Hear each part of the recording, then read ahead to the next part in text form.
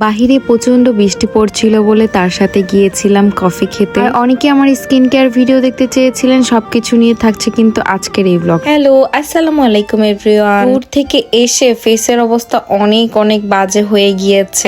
সকালে ঘুম থেকে উঠে আমি স্কিন কেয়ার করতে বসে গিয়েছি। রিসেন্টলি জাপানিজ এই হাতমুখির টোনারটা ইউজ করছি। এটা এত বড় একটা বটলে থাকে, দেন আমি একটা ছোট স্প্রের মধ্যে ঢেলে নিয়েছি। আমার কাছে মনে হয় যে স্প্রে দিয়ে দিলে জিনিসটা আরো ভালো। আর এই টোনারটা রাইস টোনার, অনেকদিন ধরে ইউজ করছি, আমার কাছে ভালোই লেগেছে। এখন জাস্ট একটা ফ্যান দিয়ে পুরো মুখটাকে শুকিয়ে নিচ্ছি। আমি প্রায় 1 বছর ধরে কোজারেক্স এর এই এসেন্সটি ইউজ করছি। এই পর্যন্ত আমি অনেকগুলো এসেন্স ইউজ করেছি, কিন্তু এটার মতন ভালো কোনোটাই ছিল না। আরেকটি পছন্দের জিনিস আপনাদের সাথে শেয়ার করি। অর্ডিনারি নাইসিনামাইড এই সিরামটা আমি অনেকগুলো ইউজ করেছি, 3-4 বোতল আমি অলরেডি শেষ করে ফেলেছি। এই সিরামটা আমার অনেক অনেক পছন্দের একটা সিরাম। এটা ইউজ করার সাথে সাথেই ফেসে আলাদা রকম একটা গ্লো চলে আসে। দেন আমি একটু ঠোঁটের মধ্যে লিপ বাম দিয়ে নিয়েছি। আর আপনাদেরকে আজকে একটা বেস্ট সানস্ক্রিন আমি দেখাই। এই সানস্ক্রিনটার নাম হলো মুশি হ্যালো সানস্ক্রিন। বাংলাদেশ থেকে আসার সময় অনেকগুলো নিয়ে এসেছি। আর এই সানস্ক্রিনটা কিন্তু ছেলে মেয়ে সবাই ইউজ করতে পারবে। আর আপনাদের ভাইয়াও কিন্তু এই সানস্ক্রিনটা ইউজ করে। এরকম হোয়াইট কাস্ট কিন্তু এই সানস্ক্রিনে আসে না,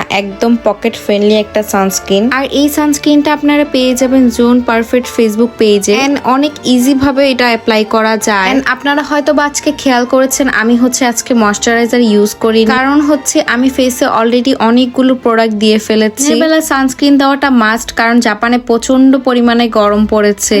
ফেসে কোনো রকম হোয়াইট কাস্ট আসেনি, ফেসটা দেখতেও অনেক বেশি গ্লোই লাগছে। যারা যারা এই সানস্ক্রিনটি নিতে চান অবশ্যই পারফেক্ট জোনে মেসেজ করে দিবেন। ভিডিওর ক্যাপশনে পেজটি মেনশন করে দিব। বিকেল বেলা তার সাথে একটু বের হয়েছিলাম, আর বাহিরের ওয়েদারটাও অনেক সুন্দর ছিল, অনেক বৃষ্টি পড়ছিল।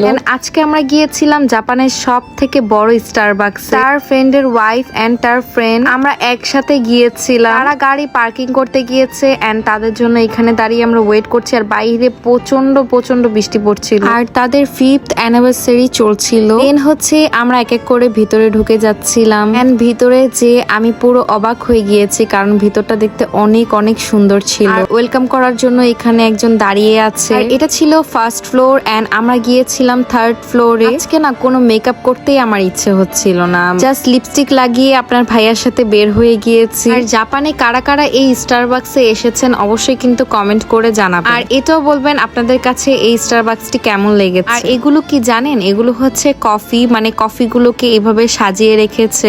বাহিরে যেহেতু অনেক বেশি বৃষ্টি পড়ছিল, আমরা একটু কফি খেয়েছি। এখানে পিজা এন্ড অনেক কিছু ছিল, এগুলো একটাও হালাল ছিল না, এজন্য আমরা এগুলো একটাও খাইনি। আর দেখতে খুবই সুন্দর লাগছিল, এই জন্য আমি ভিডিও করে রেখেছি। 3rd ফ্লোরে আসার পর ভিউটা দেখতে খুবই সুন্দর লাগছিল এন্ড আমি ভেবেছি এখানে একদিন শাড়ি পরে আসবো। এন্ড এখানে দাঁড়িয়ে দাঁড়িয়ে আমরা অনেকক্ষণ ধরে গল্প করেছি, অনেক অনেক কথা বলছিলাম। আপনাদের এত এত ভালোবাসা পেয়ে আমি অনেক মুগ্ধ হয়ে গিয়ে, কারণ এত অল্প সময়ে আপনারা আমাকে এত এত ভালোবাসা দিয়েছেন। আমাদের 4 জনের কফি রেডি হয়ে গিয়েছে, আর কফিগুলো অনেক বেশি মজা ছিল। আমরা নিয়েছিলাম কোল্ড কফি এন্ড আপু আর ভাইয়া নিয়েছিল হট কফি এন্ড আমরা 4 জনে একসাথে চিয়ার্স করে খেয়েছি। আর আজকের এই কফি ডেটটা আমাদের অনেক অনেক ভালো ছিল, কোনো প্ল্যান ছাড়াই হঠাৎ আমরা এইভাবে বের হয়ে যাই ঘুরতে। এখান থেকে এরপর আমরা বের হয়ে যাচ্ছিলাম, প্রায় রাত 10টা বেজে গিয়েছিল। আর বাহিরে বৃষ্টি থামেইনি, প্রচন্ড পরিমাণে বৃষ্টি হচ্ছিল।